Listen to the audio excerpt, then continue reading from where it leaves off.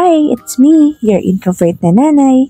Tara, let's make more videos for more memories. Kahit nga weekend ay maaga pa rin kaming bumabangon. Marami kasing mga gawain, kumbaga nasabi lang na weekend, ganun.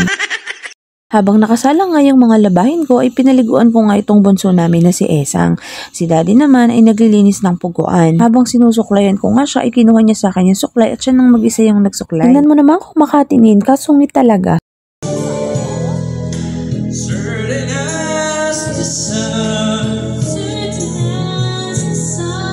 Hoy, may paduwit ang uncle at auntie nyo. Pagkatapos nga namin sa mga gawain ng pang-umaga ay naisipan naman namin mag-videoke saglit.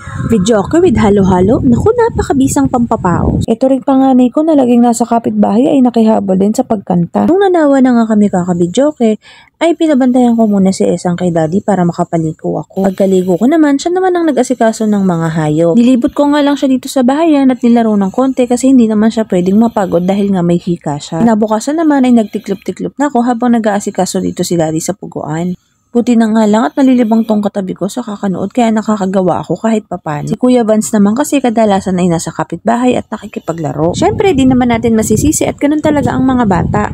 Maiba naman tayo pag tingin ko dito sa katabi ko ay natuwa naman ako. Tingnan niyo naman tong katabi ko napapangiti pa dito sa pinapanood niya. Di pa nga ako nakakapangalahati sa mga tinitiklop ko ay naalala ko namang ilabas yung mga sinampay ko. Sayang naman kasi yung sikat ng araw. Kaya iyan, binuhat ko na yung bakal naming sampayan at inuna ko na ngang ibilad itong mga nasa ipit. Kailangan nga kasing matuyo yung mga sinampay ko para maya-maya ay makapamalansya na ako. Bili na nga rin ng almusal itong si daddy para makapag-umagahan na kami.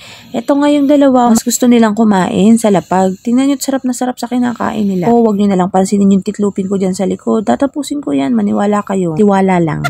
Pagkatapos nga namin kumain ay nilinisan at piniltan ko na nga rin ng damit itong si Janessa. Kuya naman kasi ay kaya nang maglinis at magbihis sa sarili niya. Pinagpalit ko na nga rin sila ng mas preskong suotin dahil nga papainit na naman yung panahon. Itinry ko na nga gamitin itong mga bagong order kong clip para kay Esang. Kukunti pa nga lang yung buhok niya pero willing-willy talaga ako na ipusod to. At dahil nga nag-request ng Chinese silky chicken si nanay ay nagsimula na ngang manghuli itong asawa ko. Ayan nga't sinisipat-sipat pa niya. Kala niya siguro may ilalaki pa yung mga manok na alaga niya na to. Pero kasi nga yung mga manok na to ay maliliit lang din naman talaga yung lahi. Nang nakapili na nga siya ng dalawa ay nagpunta na siya sa likod para malinisan at mailuto na to.